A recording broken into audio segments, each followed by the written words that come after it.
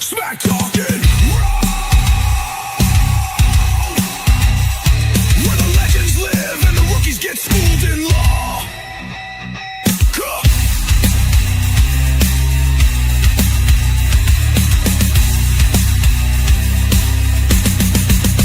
This ain't just talk. This is smack talking raw. You ready, Pinky? Judge always Ron. Let's lay the smack down. Boom.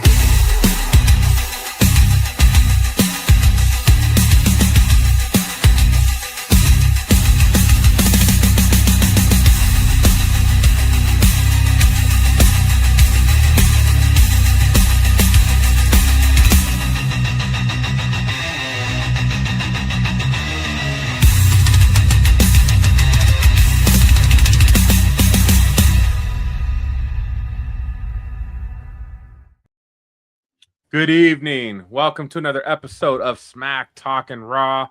I'm Pinky. And Rostradamus is in the house. Must be cold where he's at. Doing my impersonation of one AJ Styles. What's going on, Pink Dog? Not much, baby. Not much. Let's get at it, buddy. Man, so real quick, this is a wrestling podcast that we've been doing now, and we're coming close to a year, so it's awesome. One of the things, drop a like, comment, share with your friends. Make sure that you're telling everybody that you know, because we have the most fire music that there is.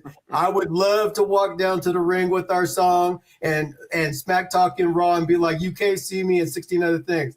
But bro, we had a playoff football game this weekend, and our Denver Broncos, we are marching into the AFC Championship. And I want to tell you that right now the storyline of NFL football is way better than WWE because Bo Nick's hurt. Talk about it, Piggy. Let's go. Oh, buddy. Do we have to? It just makes me sad. I feel so bad for Bo. That news, that just hurt me deep. I was so sad. I was actually mad. I wanted to punch Sean Payton in the face. I was like, you give me at least this evening to feel good about winning and go into the next game, and then you punch me right in the gut with Bo Nix is out for the season. Like, what are we doing? What are we doing? We by all standards, we had watched the game, we had celebrated, we went to double overtime, and I'm thinking to myself, like, wow, we actually have a great shot to beat the New England Patriots or the Houston Texans based upon how our offense is moving the ball and everything else. And then, but I'm really encouraged because I've been watching a lot of stuff about Mr. Stidham, and I just realized that, you know what, nobody knows what he's going to bring. So that's an advantage Broncos, because when you don't know, like, they could bring pressure and everything else, Sean Payton's going to have it down. So if you're not down with the Denver Broncos, later on we'll tell you what you can do about that. So there's that. Well, I agree with you, Ron. The storyline in the NFL are much more entertaining at the moment than WWE. And for once, I'm going to rant because I'm sitting there last night. Actually, yesterday afternoon, I was watching Raw because it was on early because it was in the UK. We had the day off. Thank you, Martin Luther King. Appreciate you for the day off, my man, and all you've done. Did. I guess past tense, right? Before I was even born. But I'm sitting there watching it, and it was just, as you normally say, it was meh. Like I was like, there's the Finn Balor, CM Punk, that was fun. It was good. I mean, hometown. Maxine and Becky was pretty good. And then, the whole Natty thing, which comes out of left field. Like, Natty hadn't even been down to the ring with her ever. And all of a sudden now she's down at the ring, and then she interferes, and then she beats her ass, which was entertaining, but I was still like, why? Where? Like, she's all mad at Maxine. Why is she mad at Maxine? There was no reason for all that. And and then we got, Io and Rhea getting attacked, and everything was just kind of Like, we've seen all this kind of all over the place. It had no continuity at all. And you know what? I'm gonna tag in on your rant, because this is the Ron rant time. So it's very clear to me and very obvious that it is time to fire Triple H. It is time to let him go because he is not with it with regards to the product. He has no storylines. Since Roman Reigns, as another podcast says, Romano Reigns talks about, there is nothing sexy about this product right now. And Triple H, he backed in on Vince McMahon's timing that he had in WWE. And that's where the bloodline started. And Triple H just capitalized on it. And since then, there has been absolutely nothing with regards to this product. It absolutely sucks. I feel like I'm wasting my time. Every time I turn on WWE wrestling, it's like my wife, she rolls her eyes. She would roll them anyway, but she rolls her eyes like, you're complaining about this product. Why are you watching this stuff? Right. And I'm like, I'm getting to that point where I'm sick of it. And you as wrestling fans, you should be sick of it. And the best way that you get through is because WWE has become corporate. And in being corporate and under the TKO umbrella, this is the absolute worst product that I've ever seen in the history. This Monday Night Raw, since Doink first came out on WWE programming and was out there, and I didn't know, I was like, why is a freaking clown on my TV screen? And it actually became brilliant. This is worse than that moment, and I can't stand it. Actually, you know what? When we were wrestling in the Performance Center, that was the worst. That was the worst timing that we ever had because there's no fans. And we're like, there's no emotions. Everybody's trying their best, but I'm not getting any reactions, whatever. It's worse than that right now. So at the end of the day, my rant is it is time to fire Triple H's ass. And if you agree with what I'm saying, drop a like in the commentary. We'll send it to WWE. What's up, Cody? The bottom line is that this product in my time is worth more than watching a product that has no direction whatsoever. That's my rant. I'm out. Well, that rant leads us right into talking about the Royal Rumble. Let's get it. And I gotta take a step back for just a sec. That's right, Cody. What's up, Juan? I think that's how you pronounce it. If I pronounce it right, say that I did because I want to make sure we get you dialed in. So I got to come back. So Royal Rumble is my favorite WWE event. WrestleMania is great. SummerSlam, all that. I love the Royal Rumble. I've loved the Royal Rumble since I was a kid. I just like basically all the people in the ring at once. Everybody's got a shot. You've got that mystery of who's coming out next, right? You got the countdown. Everybody starts counting down. And then, the music hits and we're like, oh, yeah.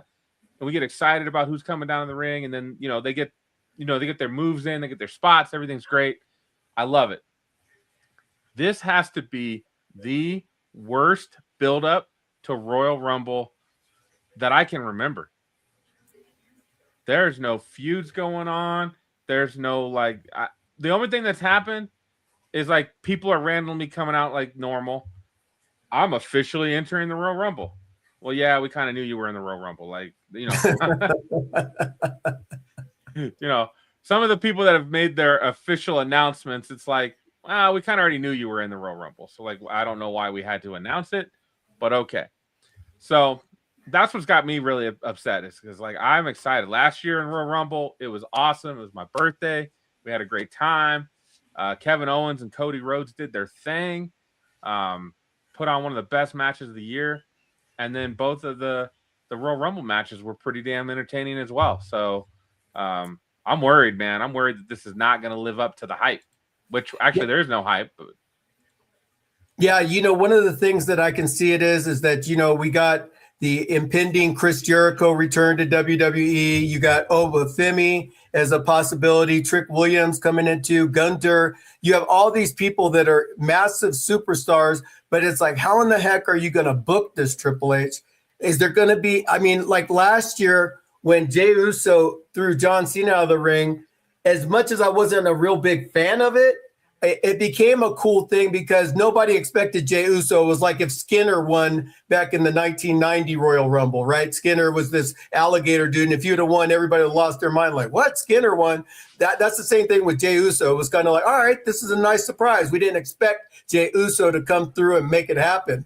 But the thing about the Royal Rumble is that there's no prestige anymore. There's no mystique. Like, I don't know if Brock Lesnar is going to be in the Royal Rumble. I don't know if Obafemi is going to be in like, there's all this hypothetical mess, right? So we'll talk about that in a sec. But yeah, Roman Reigns is in it. Oba's in it. And here's what I was going to bring up next, Ron. I don't know if you've seen this out there yet. Have you seen this yet? Oh, I've seen me a lot of years, Pinky. So, I mean, you know. and you're good looking, partner. And you're good looking. Have you seen that yet? What is that? So this is a Royal Rumble poster in Saudi Arabia. And Obafemi is right here in the bottom left. So he's in it. We not even worry about it. Okay, I see it. Yes. So here's a couple of names that are on the list that you would not expect. I don't know if you can see this here. Second row down, right here on the left.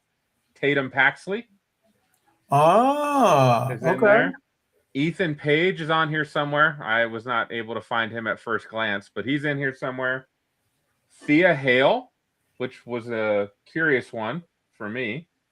And then Joe Hendry and Lola Weiss are in here somewhere. So they threw these up in Saudi Arabia. So kind of a spoiler. But I think Brock Lesnar's right here close to one of the MFTs. I believe that's Brock Lesnar. I can't quite tell. But so I think we're still going to get some of those big dogs are going to be in the Rumble. I feel like it's wide open this year. But I wanted to say, I'm just lost for words. I'm just lost for words at how they've been marketing this, how they've been handling this. The stadium in Saudi Arabia is not even done yet. They're still working around the clock trying to get that thing ready to go because they're building it from the ground up for some reason. I don't know why they didn't just use an already established venue, but if the Saudis want to spend money on construction, I guess that's on them, right? Right.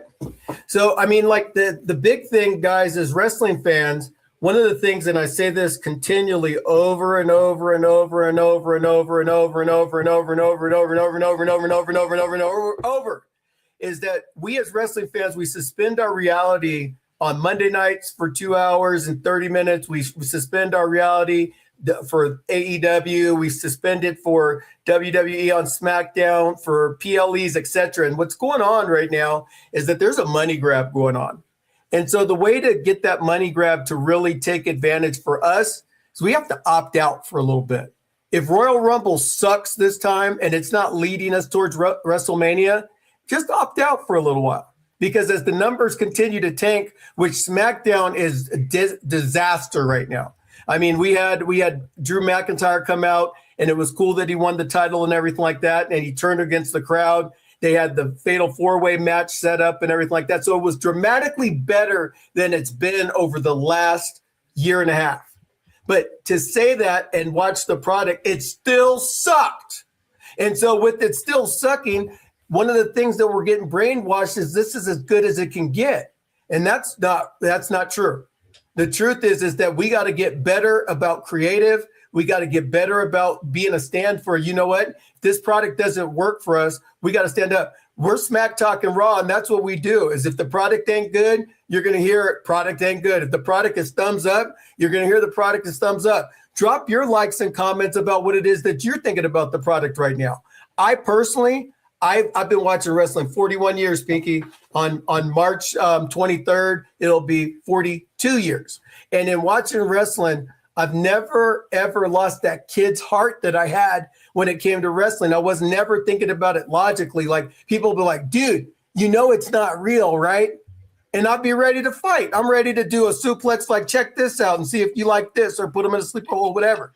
But now I'm watching a product, and I'm like, I'm watching Maxine Dupree last night. Her butt needs to go to NXT. She is not ready for the main roster. She missed so many kicks and everything like that. And I know why WWE puts her up there, because she's good eye candy. But at the eye candy thing, it doesn't suspend reality for me. I want more than Natalia to kick her ass. I want everybody that's in the back locker room to kick her ass because she's not moving the needle forward. There are so many people down in NXT that can go out there and make it happen right now that are ready and able and willing to go out there and do some things. And when you have somebody that's the talent of Maxine Dupree, it's taken away a roster spot from somebody that can go out and do something with it.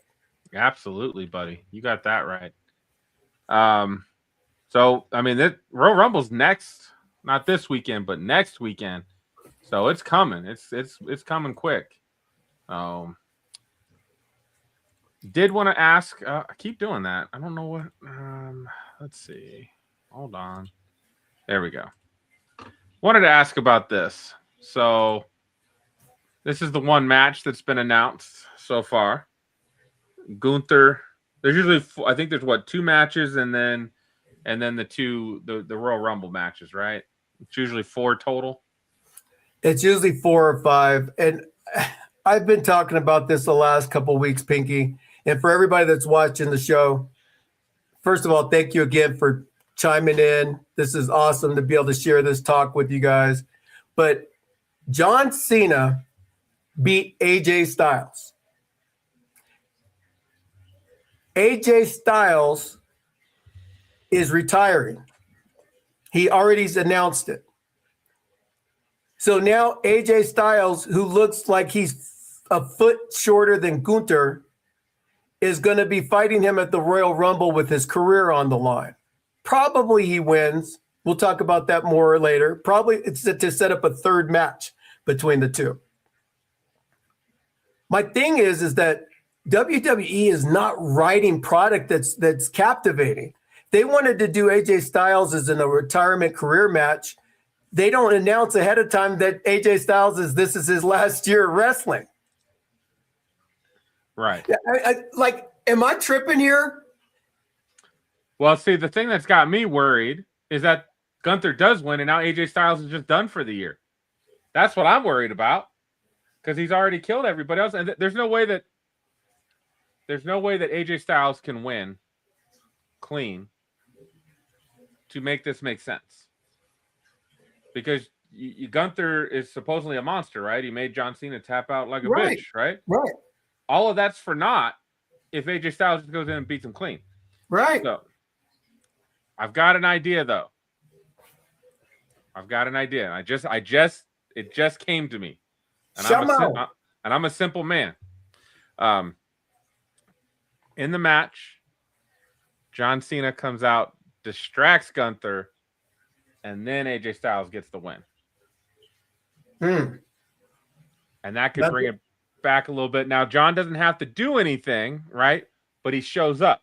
Now, he is still under contract, so he can show up whenever. He's just not going to technically wrestle no more.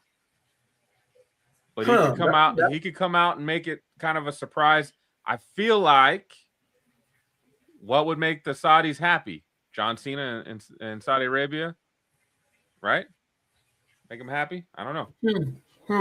I'm just thinking of some way that AJ Styles can win. It still doesn't make Gunther look weak, and it's something that would be fun. John Cena showing up. Hold on, I'm writing something. I'm writing something in the comments. Pinky, you're a genius. Just so everybody can see that I acknowledge that. I acknowledge you, Pinky. I'll take it, my friend. I will take it. Yeah, so watching the Royal Rumble comes on January 31st, and one of the things that's important about this particular match is the direction of WWE is now on the line, because Gunther being projected as this mad scientist of like kicking people's butt and ending careers, that ultimately leads to him beating Brock Lesnar at SummerSlam at some point in time. I think that's the direction WWE is headed to. So they've backed themselves into a corner with this match with AJ and Gunther because nobody's looking for it. Nobody cares. Nobody cares. Like I don't see anybody on the wrestling hotlines, on any of the takes or anything like that. Nobody cares. Gunther beating John Cena was a waste. Just like we said up front, they should have built a different person to be the guy. It could have been LA Knight. It could have been The Miz. It could have been a bunch of different people that it could have been. Javon Evans. It could have been a lot of different people to be the last person to Gunther, he's the longest reigning Intercontinental Champion. Hell, I would have believed Obafemi just coming in and beating the shit out of him. Right. And then it'd be like, oh, damn. And then, Oba's going on with the reign of, something we've never seen before. And I can see John signing up for that because that's who John Cena is. But, hopefully next week is good. We will, once we have the final match, we'll make our predictions on that. We do have Saturday night's main event this weekend, so we got to make some predictions there. Before we do, I did want to give a shout out, and I have enjoyed SmackDown.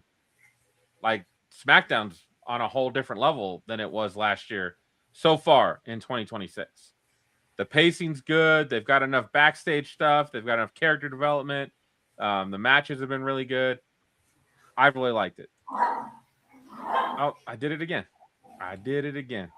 I'm like Britney Spears. I can't do it. I don't know what's going on. All right, here we are. I wanted to share this. This was awesome. So far, ambulance match I really enjoyed. 3 Stages of Hell is really good. And this match with Carmelo and Leon Slater was really, really good. Get used to the name Leon Slater, people. This guy is 21, 22, I think. I think he's 21 with Javon. Him and Javon have tag teamed. They're really fun to watch together. This kid will not be in TNA too much longer. He is going to be over in WWE. It's going to happen. They're going to poach him for sure. Yeah, I really like his mat skills, and him and Carmelo Hayes, they have incredible chemistry together considering they don't have a background with each other. So they're really working to hone in Carmelo Hayes to be a decent, more than a decent U.S. champion. He's actually a good U.S. champion, and I look forward to seeing all of his combatants until he actually drops the belt.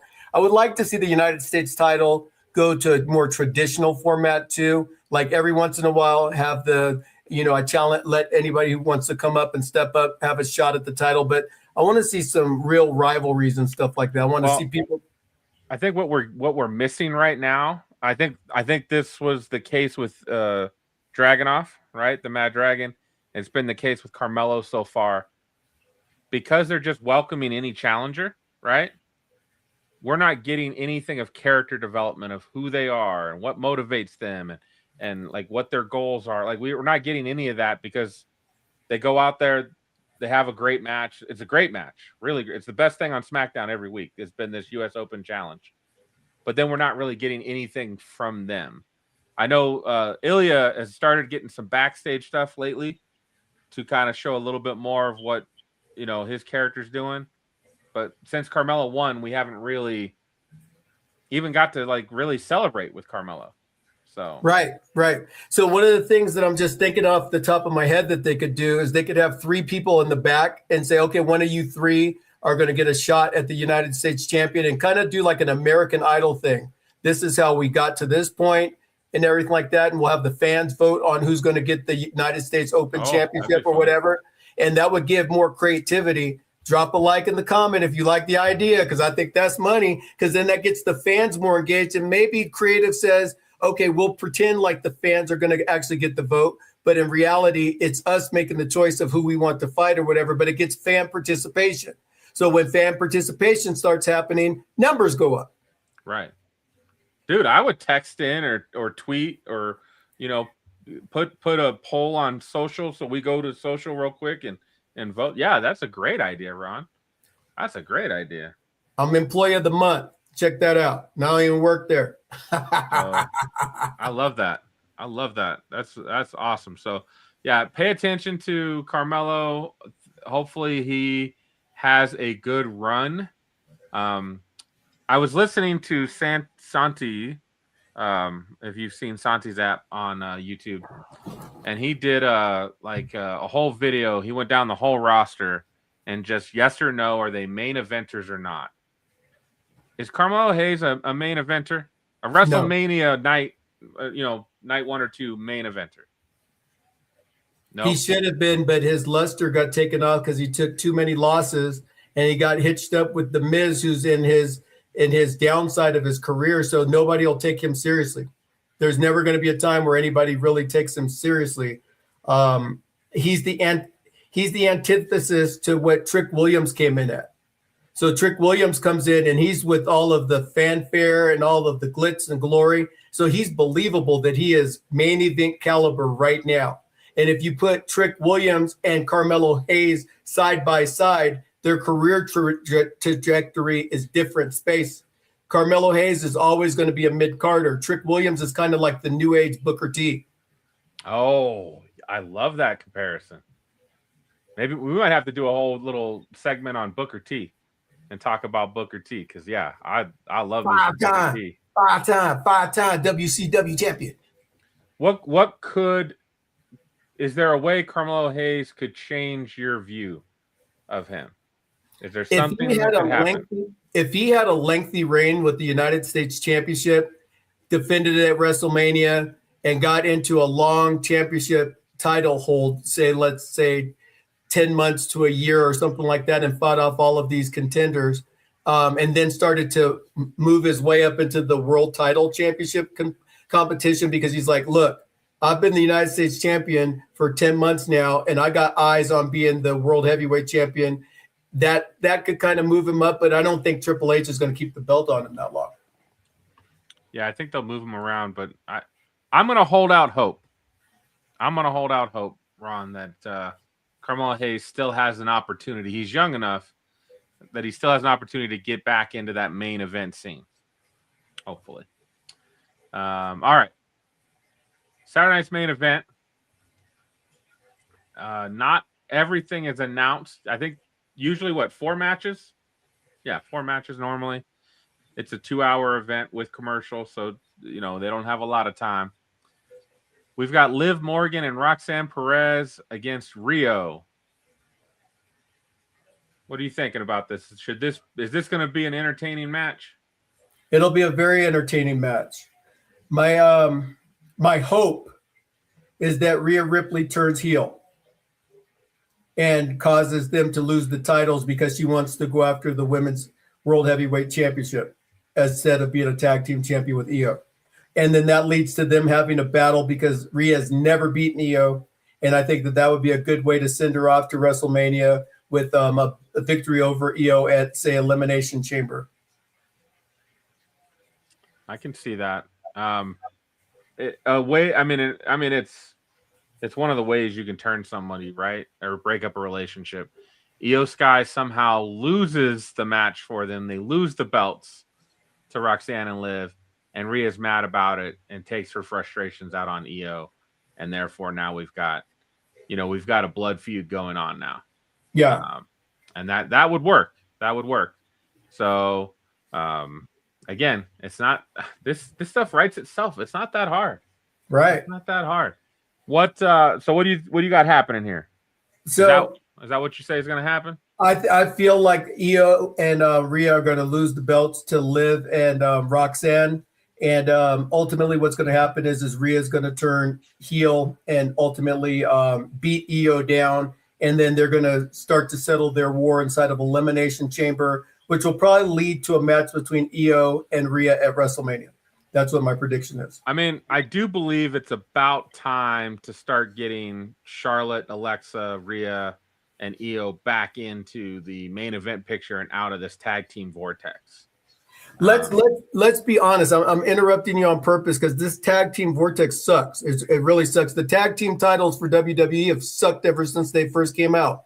Sasha and Bayley were the first champions, and then they just squashed that by they put them on the Iconics or whatever it is after that, and then they went on their thing. But Rhea Ripley for the last 2 years plus, almost 3 years, has just been an ordinary person, and she's the biggest woman in wrestling with the best skills. So the last great match that Rhea Ripley had was when she fought Charlotte Flair at WrestleMania 39. That match is a top 10 WrestleMania match of all time, Charlotte and Rhea. The challenge is that since then, there was the match with Bianca and Io last year. All three of them carried that match. We haven't had a match to where Rhea has had a chance to shine against somebody else that can shine with her. So whether that's Bianca, Charlotte, there's some unbelievable matches. Like I can't imagine her fighting Liv again, Alexa Bliss, and all this sort of stuff because they just don't match up to her size-wise. Right. Nia Jax, she's got to fight a big girl to make her look like because otherwise I'm always trying to pick Rhea as the next champion all the time. Yeah, it's tough. And Rhea's not as big as she used to be. And I hate to say it, but I toned up slight build Rhea. I'm not down with it. I liked it when she looked monstrous. When she looked like she could whoop every single woman. And she doesn't look that way anymore. And every time I watch her, I'm kind of like, you know what? I'm just bored. Rhea Ripley's stick is boring right now. I'm going to give you a Mr. Roper moment from Three's Company. This is the time where Pinky is showing his fetishes right now, guys. You're seeing that he likes the bigger girls. Yeah. Ron, I'm an equal opportunity lover. So, I accept all challenges. All right. Yeah, Liv and Roxanne are going to win. That's what I got. That's who's winning. Do I still have a pen? You got a pen over there? You want to write these down? Yeah, you write these down. Let's make sure we keep track. And we'll come back and name whenever the other match gets announced. Probably get announced after SmackDown. We'll find out which one that'll be.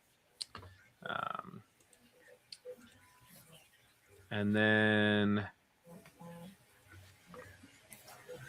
moving on to the Fatal 4-Way. Randy Orton, Damian Priest, Trick Willie with his lemon pepper steppers, and Sami Zayn. Talk about it.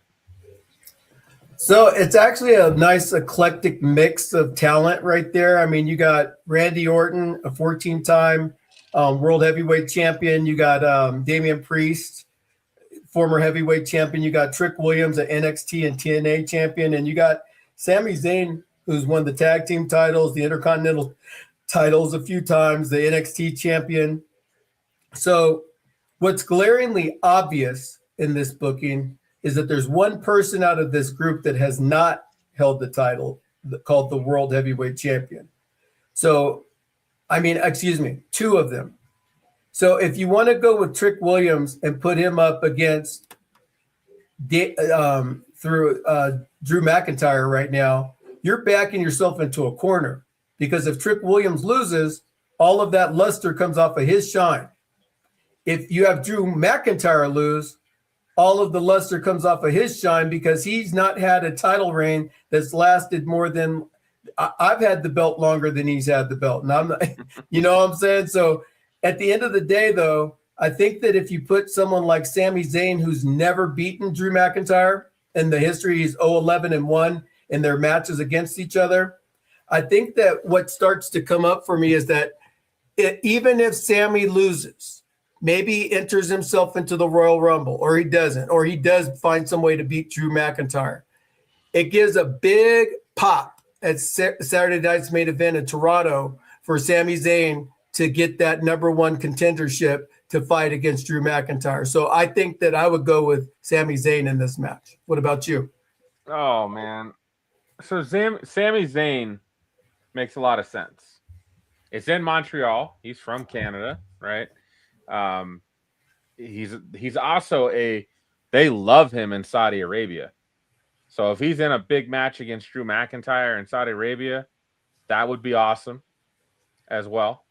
Or again, like you said, he could win the Royal Rumble and get there that way. Bless you. Thank you, sir. Yeah, Cody. I think I agree with you 1,000,000%. We definitely need to do that for sure. Cody knows what's up. Thanks for getting my back, Cody. I appreciate you, buddy. Cody's always there when I need him. I'm gonna go with Randy Orton, and Damian Priest will take the pin.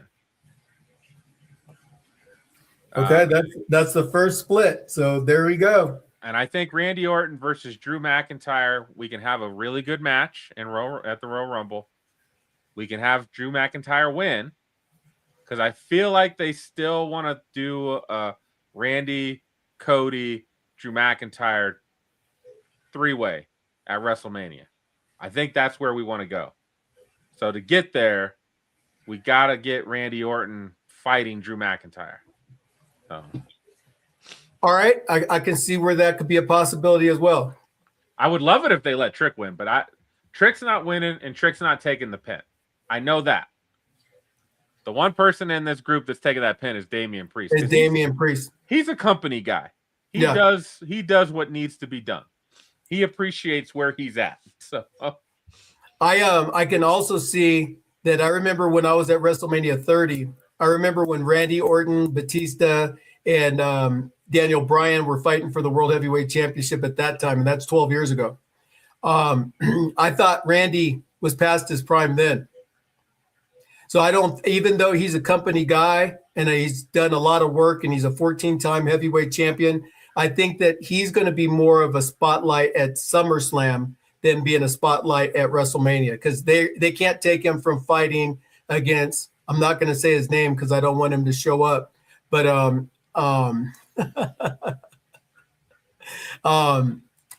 of a sudden we're doing our podcast and all of a sudden he shows up. I would love that. Give me some Joe Hendry, baby. You know how I feel about that. But anyway, long story short, we want to get ourselves into a position. So are these counting in our PLE versions? Yeah. Okay, so these are counting in our overall PLE. So I'll create a spreadsheet off of these. So let's go to the next match. Bro, I'm so excited. Cody Rhodes versus the Samoan werewolf, Jacob Fatu. Oh, buddy. All right, and I've been waiting to ask you this question. Is Jacob Fatu getting a main event push? I believe that he is, yes. Yes. But I need him as like a monster. I need him to just destroy people. I need that back, because when he first came in, that was his allure. You could drop him, body slam him, punch him, like whatever you did, he got right back up right away. He was a crazed werewolf. I need that guy. That's what I need back. So my personal opinion on this match is that WWE has booked themselves into a corner. You can't have Cody Rhodes lose. You can't have Jacob Fatu lose. So somehow, some way, they're going to spill out of the ring, and it's going to be a disqualification. Or someone shows up. But now I'm I don't know who's going to show up. In this case, like who wants to mess with Cody? Or maybe Drew McIntyre comes in again and he causes a disqualification. That could be. Again, Cody's got to earn his way back up, and Drew's got to keep kind of making him mad. I think that would be fun. I would like Drew to keep messing with him. But yeah, I'm stoked for this match. I got a feeling this might start the night. I think this might lead off, in my opinion. So we'll see. I'm gonna take Cody Rhodes. If I got to take somebody, I got to take Cody Rhodes, because they're not gonna let Cody lose. Disqualification is the most likely scenario, but if we got to pick a winner, I got to pick Cody. Okay, so if it's a DQ, I'm choosing Cody also, because it'll be a DQ like Drew McIntyre coming in. So I take Cody as well. All right. Okay, next. We don't have the fourth match yet. I think that's gonna happen on SmackDown, I believe. Okay. They haven't announced a fourth one yet. Now, something that I wanted to make sure that we did, and we've got enough time for me to rock through it. A couple weeks ago, we did your 2026 top 5 wish list. So I've got my wish list ready. Ron. Come on with it. Come on with it. So what are you wishing for in 2026? First of all, I am wishing for Survivor Series to freaking matter again. To actually have it matter and care. And the best thing about Survivor Series War Games was Liv Morgan coming back and kicking John Cena in the balls. That was awesome. It was great. The matches, I don't even remember. I think somebody went through a table. I think Braun Breaker hit somebody through a table. I don't remember it either. I have no idea. Nothing. I mean, I remember Io Sky with the Io trash can flipping off the ring again. I remember that. But other than that, like and the feuds didn't, like, the teams didn't matter. Once the match was over, it was done. Everybody kind of went their separate ways, and we're done. It didn't matter. AJ Lee gets Becky to tap, and then AJ Lee's disappeared since. Yeah, she's not been around. Terrible. So yeah, I want Survivor Series to matter. I like Royal Rumble a lot. WrestleMania is always good, right? That's their Super Bowl. That's typically where they put the best matchups and feuds and all of that, right? And that's kind of like the culmination of that year, and that's when the new year starts, right? Pretty much. This needs to matter again. This is kind of the end of the year, or kind of that end of the calendar year. It needs to matter. War Games needs to mean something. We need to get some real war games going on. All right. Can this man win a title already? He don't know how to hold it long. I just need to see him hold it up, get excited, and then he could lose it the next week, right? I don't care. Just let the man hold this thing up high, get the crowd going. L.A. Knight. Yeah. I need that this year, Ron. Okay. Thoughts on that? You okay with that? You know what? I think that it would be really nice for him to win a title this year. And there are so many people in the midst of that right now. So he's kind of lost a little luster off of his shine. And that's what I don't want for Trick Williams. I don't want him to lose luster. When he's hot, that's when you put the belt on him. And it's not that LA Knight isn't hot, but it's kind of like, what? You want to win a WWE heavyweight champion? What? You want to win what? It's kind of like, it's not believable right now. Well, I'm hoping he gets it sometime soon, before Oba has it forever. Trick gets it, like Braun Breaker. Like the new guys are going to be holding these titles for a while. So if he don't get it soon, it's just not going to happen, and that would be sad because he was the workhorse last year. He had the most matches in WWE last year, and I really think the move to Raw really helped him. Because I think he was just kind of floundering over on SmackDown.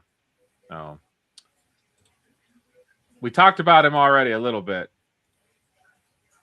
I need the Samoan Werewolf to get up into the main event scene, fighting Cody Rhodes, fighting Roman Reigns, fighting Brock Lesnar. I need all of it.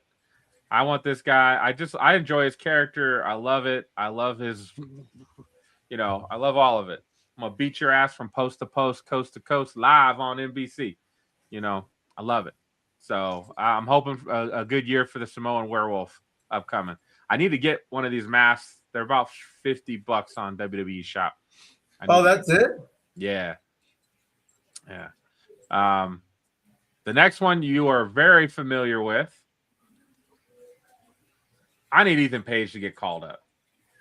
I need him to get called. He has given credit to Shawn Michaels and said when he got to NXT, he didn't have a full grasp of his character and who he was. And like he's been able to really find himself in NXT.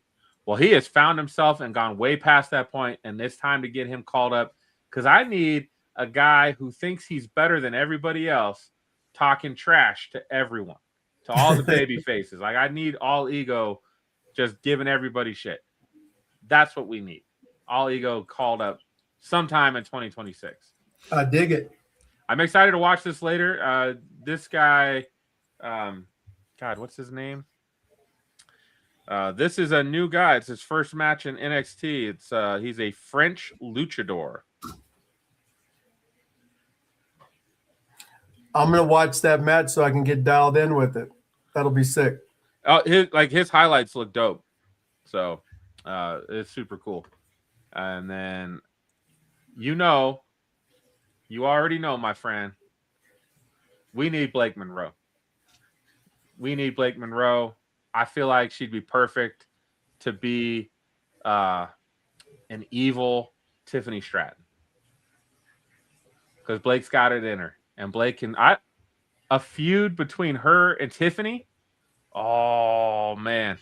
Feud between her. She could come up and feud with Chelsea Green and Nia and Lash and everyone. Jordan now, they've got a history. They had a pretty good full-on cage match that was actually pretty entertaining. So I need some Blake Monroe. I'm starting to think I think we need to start reevaluating. If you're already a star at another company, I don't know if I need you in NXT. What do you think? I think that the reason why WWE has done that is they don't want to immediately give street cred to AEW. So they put them down in the NXT brand so that they can like earn their stripes to be on the main roster. Because if they brought them over laterally, just right into WWE programming, and people recognize Ricky Saints, as I can't finally remember his name. Ricky Starks. Ricky Starks, yeah. Yeah, Ricky Starks. If they recognize Ricky Starks and then they start chanting Ricky Starks, so they bring them down, they get them branded WWE's version of them so that people are then engaged with them as opposed to their old character or their old persona. Yeah, to me, there's just a part of me that just sometimes we just don't need them in NXT. We just don't. So that's my wish list. And if I could have any of those,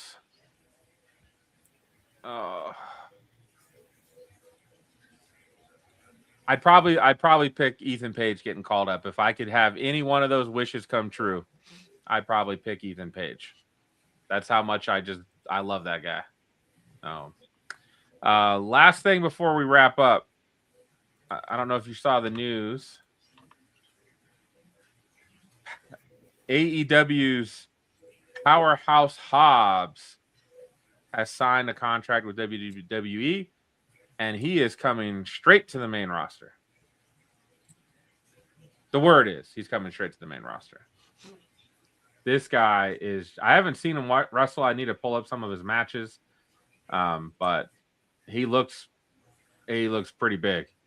This is a guy who could feud with a couple of the big guys right away. Right away. So, I'd be all about that. There's been a report, and I'm going to address it here on Smack Talk and Raw just because it's like here we talk smack. So there is a report coming out of alleged prejudice by Triple H to non-white wrestlers. And I'm not one way or another about it because whoever's the best talent and tells the best story ultimately is going to get the best leg as far as like in the ring. I mean, you look at competitors like Dwayne Johnson, you look at John Cena, you look at Mr. Perfect Kurt Hennig, Macho Man Randy Savage, you watch Tatanka. There's been a variety of different hodgepodge of people inside of World Wrestling Entertainment. And the thing that I just want to just be mindful of is when you go out there and you point a finger at a person and you say that their ethics are impartial one way or another, that's a very big statement, is to come out and say that a person doesn't like somebody because of the color of their skin. And so that being said, one of the things that I just want to really just caution everybody is not get divided about Triple H, about his bias, about professional wrestlers that he wants to push or not. It's his brand. He can do whatever he wants to do. Consecutive with that, right now you're not booking well, Hunter. And in you not booking well right now, your product is terrible. I don't care what face you put out there on the front of the cover. It's pretty terrible. And so that's something I've been hearing the rounds about this week. And it really hurts my heart because ultimately, again, it is a business decision as far as who gets to carry the company belts, who's going to market the most merchandise and materials and stuff like that. And I truly believe that everybody has that opportunity to be able to do it. If you catch that brass ring that Vince McMahon was talking about many, many moons ago, John Cena was the person that grabbed that brass ring. You had at that time Batista, Brock Lesnar, Randy Orton, and others that were coming up at the same time as John Cena, but John Cena left out the greatest of all time. Brock Lesnar, Hall of Famer, definitely going to the Hall of Fame. Batista, definitely going to the Hall of Fame. Randy Orton, definitely a Hall of Famer. But a lot of those people didn't have the ability that was given to them without the backing of WWE. And once they did, they were grasping for that brass ring. You can't be lazy when you're looking to be a champion. And I don't care what you want to market somebody as an African-American wrestler, an Asian-American wrestler, a white American wrestler, etc. A person that gets out there and they grab the brass ring, that's the person that we're going to see on TV every week because that's the one that puts butts in seats. So I think that Triple H, I think that World Wrestling Entertainment, I think that they're getting a wake-up call around this if this is a shadow for them. And I just really encourage people to not define Triple H's reign based upon what they think of his impartiality or partiality to a person's skin color, but based upon what he's putting out on the screen. And right now it's crap. And I've been saying that for weeks and weeks and weeks. So that's what I judge you on, Triple H. And if you want somebody in creative that can help your creative grow and flow, holler at your bro. There it is. Come get your boy. All right, partner. I'll have to do some research on that. I have not heard that rumor, seen that rumor, so I'm interested. I do have a question kind of on that same topic, though. Would you say that maybe in the last 5 years there's been more interest from folks of color to get into wrestling? Because when I think back and I'm kind of thinking of who's wrestling, there's not as many people of color, but I know, again, these super talented athletes, would go do other things. They wouldn't, come do wrestling. So I would have to agree with you. And there's been a stereotype that only certain builds, like you have to be a powerhouse Hobbs or you have to be a Hulk Hogan or somebody that's gigantic in order to be able to get a shot in the world of professional wrestling. Speed and that kind of athleticism hasn't played a role until this era. So, I mean, whether you're talking about Bobby Lashley, whether you're talking about Daniel Bryan, whether you're talking about Edge, all of these guys that have come up in the recent era of time, it's gotten a little bit of a hybrid of speed and power that's gotten to a thing. And I think that from that, I see a lot more people of color coming into the thing. You've seen the New Day come around. You've got Big E that's coming around that ended up becoming world heavyweight champion. You had Ahmed Johnson at a time, various people, but the meter as far as the skill level and what's going to put butts in seats, I feel that the next 12 months of this calendar year is going to speak volumes for where WWE goes into the future, whether it be they're selling off from TKO and potentially going to a Saudi Arabia purchase, whether Vince McMahon steps back in and purchases the product again. I think that what we're coming upon right now is a real defining time frame for World Wrestling Entertainment, because with the ratings slipping, with them being so much in debt, they have to find somebody that's that next generation. And right now, he's been my favorite for a long time, but I'm seeing the slack come out of my man CM Punk. And with the slack coming out of CM Punk, there's nobody to come up. They're grooming Braun Breaker, but then they had him lose. They're grooming other people, but they're grooming them to lose. So at some point in time, you got to have somebody comes in and dominates and carries the brand for the next 5 to 10 years. So I'm hoping that they're able to come up with that secret sauce. And I'm hoping that Triple H is the one, because there was nobody more successful in World Wrestling Entertainment than Triple H over his tenure. He was a wrestler. He was a general manager. He was a promoter. And I think that ultimately he can steer the ship right. He just got to get himself into the helm and start driving that thing the right way. All right, buddy. Well, let's hope. I'm hoping on Trick, Javon, and Oba. Save us, guys. Save us. Take us into the future. Let's. Oba.